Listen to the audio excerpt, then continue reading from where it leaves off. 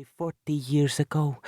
And when you look at it, you can hear a memory of the Stone of Destiny singing her confirmation.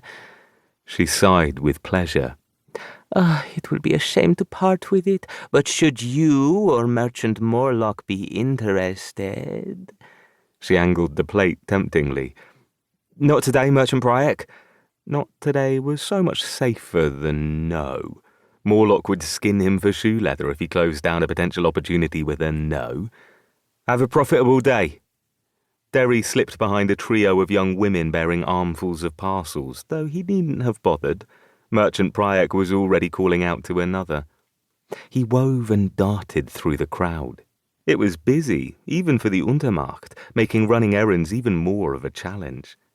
Deri was looking forward to the autumnal equinox as much as any of these punters, but unlike them he still had to work.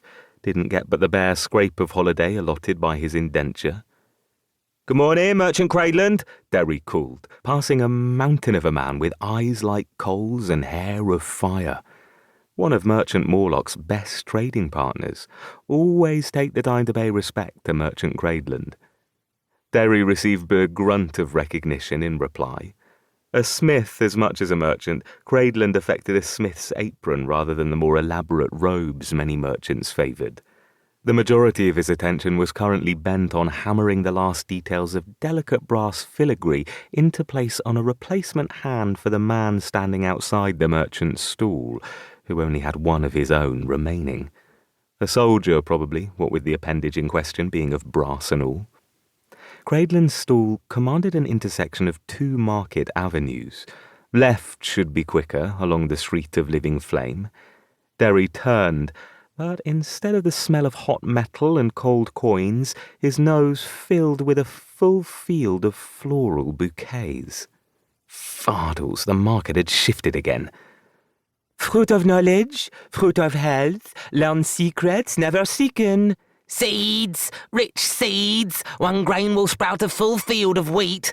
Flowers of love to grow your regard, flowers of lust and passion unbarred. Come buy, come buy. The last exhortation was cast upon the winds by Merchant Peaseblossom. Not good. Their stall, all of living wood that had never known the touch of axe, was so close to the edge of the Untermarkt as to be nearly in London proper. "Good morning, Deri," the merchant said, catching sight of him standing near. "Does Merchant Morlock require a fine posy or three?" "Not today, Merchant Peaseblossom." Deri flashed an apologetic smile. Peaseblossom was a terrible flirt. He was saved from further conversation by a pair of customers breezing up to the stall. "Good morning." Mortals, a pair of them, hand in hand, stepped up to the merchant.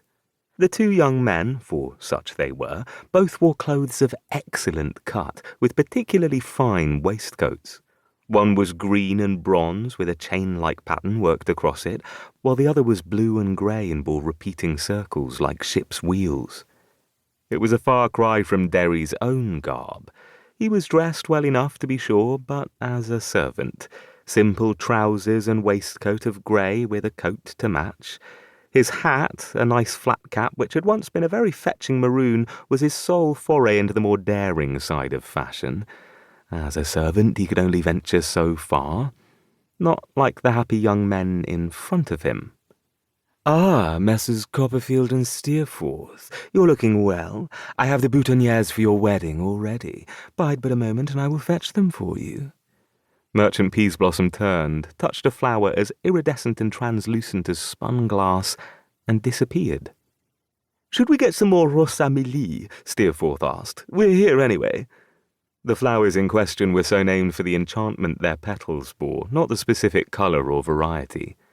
Plucking a single petal from the bloom and crushing it between the fingers immediately cleansed one of all foul smells and rendered one's clothing as freshly laundered. They were understandably popular amongst the bright young things that partied somewhat excessively, but then had to make a presentable appearance at Great Aunt Augusta's dinner soiree to ensure the inheritance didn't go amiss. "Depends on the price," the other, Copperfield, was saying. "You fret too much. Come now, Daisy, can't be less than fresh at our own wedding, can we?" "Don't call me Daisy."